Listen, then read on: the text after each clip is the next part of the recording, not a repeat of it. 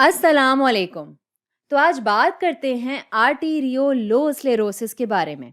पहले हम ज़रा बात करेंगे एक बड़ी तस्वीर और कुछ ख़यालात के बड़े पैमाने पर। जैसे कि आर्टीरियोस्लेरोसिस क्यों अहम है।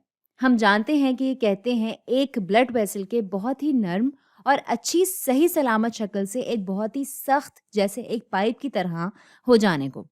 और ये बात जैसा कि हमने कहा है कि हम एक बड़ी तस्वीर देख रहे हैं इस ख़याल की, ये इसलिए अहम है क्योंकि आप खो देते हैं कंप्लायंस ऐसी सूरत में। यहाँ कंप्लायंस से मुराद है एक ब्लड वेसल की सलाहियत खून को रवां-दवा रखने की, और इसकी साख्त का अपनी जगह बरकरार रहना है कंप्लायंस। तो यहाँ खो जाती है कंप्लायंस। तो ये है एक आम ख़याल या बड़ी तस्वीर अगर हम देखें इस बात की। हमें कंप्लायंस नहीं खोनी है, ठीक है? और बिल्कुल यही हो रहा है यहाँ आर्टीरियोलोस्लेरोसिस में।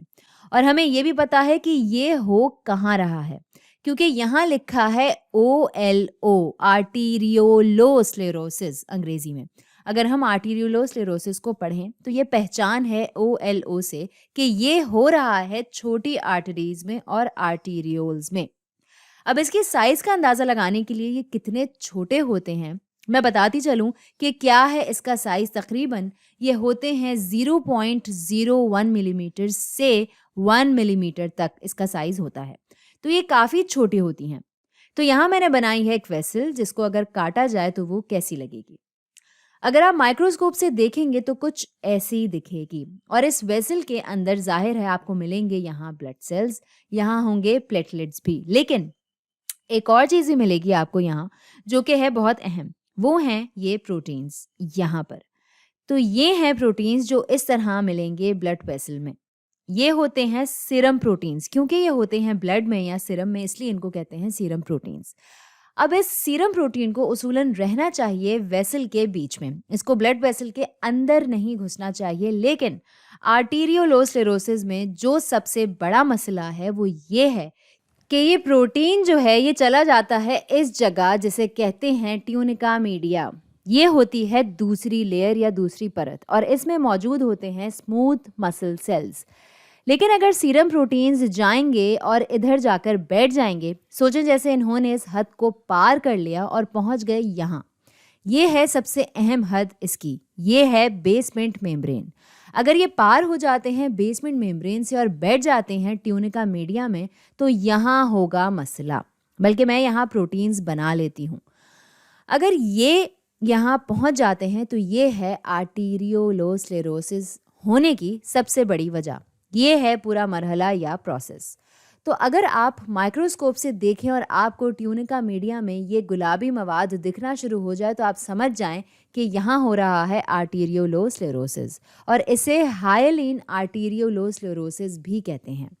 हाइलीन से मुराद होती है शीशे जैसा। तो जब भी माइक्रोस्कोप में इसे देखते हैं तो ये गुलाबी प्रोटीन्स जो हैं ये लगते हैं ग्लासी यानी शीशे जैसे, इसलिए इसको हाइलीन कहा जाता है। और जो यहाँ हो रहा है वो है आर्टीरियोलोस्लेरोसिस। अब इसके बारे में सोचते हैं।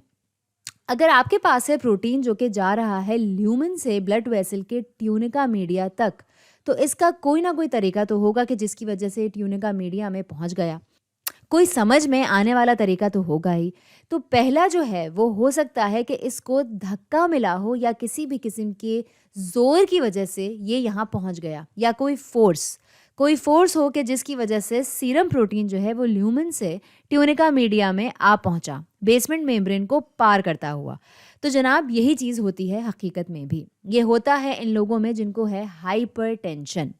इसकी वजह से ब्लड प्रेशर इतना ज़्यादा होता है, इतना ज़ोर पड़ता है वेजल्स पर और इसके ल्यूमन पर कि वाकई में ये प्रोटीन्स जो हैं इनको धक्का सा या पुश सा मिल जाता है और ये बेचारे बाहर निकल जाते हैं इस पुश से। तो ये है एक तरीका, ठीक है। प्रोटीन्स निकलते हैं बाहर धक्के से, और ये होता है हाइपरटेंशन से, ठीक है। अब डायबिटीज़ में या शुगर में, जो कि है एक और बीमारी जिसके साथ आप सुनते हैं हाइलीन आर्टीरियोलोस्लेरोसिस, इसमें कुछ होता है मुख्तलिफ। तो देखते हैं कि इसमें क्या होता है। इसमें भी हमें यही देखना होता है कि प्रोटीन्स जो हैं ये कैसे पहुँचे ट्यूनिका मीडिया में। तो सीरम प्रोटीन ट्यूनिका मीडिया में ये चीज़ हो रही है, ठीक है। तो डायबिटीज़ में जो ये होता है वो ऐसे कि बेसमेंट मेम्ब्रेन जो होती है ये खुद ही लीक हो जाती है।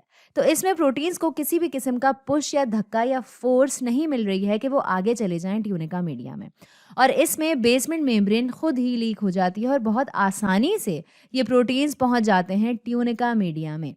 तो ये कैसे होती है लीक, तो हम ये देखेंगे एक एक करके, क्योंकि ये थोड़ा सा दिलचस्प है। तो नंबर 1, हमें मालूम है कि ब्लड वेसल में बहुत सारा ग्लूकोज है एक डायबिटिक इंसान में, एक शुगर के पेशेंट में। तो यहाँ बनाते हैं ये ग्लूकोज, तो ये है ग्लूकोज जैसे, तो ये है काफ़ी सारा, ठीक है। अब नंबर 2 जो है वो है कि ये ग्लूकोज जो है ये जा रहा है एंडोथीलियल सेल्स में। तो ये मैं यहाँ थोड़े से बनाती हूँ, ठीक है। तो ये जो सेल्स हैं इन्हें बहुत सारा ग्लूकोज मिल गया है। अब आप सोचेंगे कि क्यों एंडोथीलियल सेल्स में जा रहा है ये ग्लूकोज। मुझे लगता है कि ग्लूकोज जो है वो सिर्फ इंसुलिन के साथ ही अंदर जाता है, और डायबिटीज़ के साथ जो सबसे बड़ा मसला है वो ये है, वो इनफैक्ट है ही यही कि इंसुलिन ही नहीं होता जो ग्लूकोज को अंदर लेकर जाए सेल्स में। तो ये ग्लूकोज अंदर गया कैसे एक डायबिटिक इंसान में जिसमें पहले ही इंसुलिन की कमी है, इसी वजह से वो डायबिटिक है। तो ये एक फैक्ट है कि ग्लूकोज एंडोथीलियल सेल्स में जा सकता है इंसुलिन के बगैर।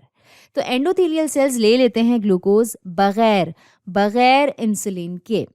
इनके पास दूसरे रास्ते हैं एंडोथीलियल सेल्स में जाने के। तो अब आप देख सकते हैं कि अगर आपके पास ब्लड वेसल में हो बहुत सारा ग्लूकोज, क्योंकि जिस्म के बाकी सेल्स तो बज़ाहिर इंसुलिन पर मुनहसर हैं ग्लूकोज को अंदर लेने के लिए, तो ये ब्लड वेसल में बाहर ही मौजूद हैं इसके बीचों बीच, और एंडोथीलियल सेल्स को ज़रूरत नहीं है इंसुलिन की ग्लूकोज को लेने के लिए, तो ये पूरी तरह भर जाएंगे ग्लूकोज से।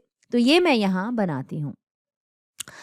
तो ये है एंडोथीलियल सेल्स और इसके नीचे है बेसमेंट मेम्ब्रेन, और इन एंडोथीलियल सेल्स में मौजूद है बहुत सारा ग्लूकोज, ठीक है। तो ये है सारा ग्लूकोज।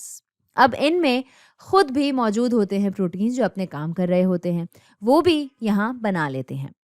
शायद यहाँ ये प्रोटीन और ये वाला यहाँ और ये वाला यहाँ, तो ये यहाँ ऐसे ही घूम रहे हैं और वही कर रहे हैं जो इनका काम है, और अब अचानक से यहाँ आ गया है बहुत सारा ग्लूकोज। तो होता क्या है कि ये ग्लूकोज जो है ये जुड़ना और चिपकना शुरू कर देते हैं इन प्रोटीन्स से, और ये प्रोटीन्स भी अब भर जाते हैं ग्लूकोज से, जबकि आमतौर पर ऐसा नहीं होता। तो अब ऐसे में इनको कहा जाता है, इन प्रोटीन्स को, ग्लाइकोस्लेटेड, और इस चीज़ को कहते हैं एडवांस्ड ग्लाइकोसिलेशन एंड प्रोडक्ट या ग्लाइकोसाइलेशन एंड प्रोडक्ट, दोनों तरह से इसको पुकारते हैं। तो हुआ ये कि बेचारा एक नॉर्मल प्रोटीन या एंजाइम जो अपना काम कर रहा था इन एंडोथीलियल सेल्स में, वो बन गया है AGE। तो अब ये अपना काम इतनी अच्छी तरह से नहीं कर पा रहे जैसा कि ये करते थे, और बहुत सारे कामों में से एक काम जो इनका था वो ये कि ये इस बात को यकीनी बनाते थे कि बेसमेंट मेम्ब्रेन जो है वो अपनी हुदूद को कायम रखने में कामयाब रहे और अपनी जगह बिल्कुल सही रहे, और फिर यही बेसमेंट मेम्ब्रेन जो है ये हो जाती है लीक, ये हो जाती है मोटी या थिक। अब आप सोचेंगे कि अगर इस बैरियर के तौर पर इसे काम करना है तो थिक होना तो अच्छी बात है, लेकिन असल में ये अच्छी बात नहीं है, ये हो जाती है लीक। और यही सबसे बड़ा मसला है, क्योंकि लीक होने की वजह से सीरम प्रोटीन्स आ जाते हैं और बैठ जाते हैं ट्यूनिका मीडिया में। इसके आगे की कहानी हम सुनेंगे और पढ़ेंगे अपनी अगली वीडियो में। तो आज के लिए इतना ही।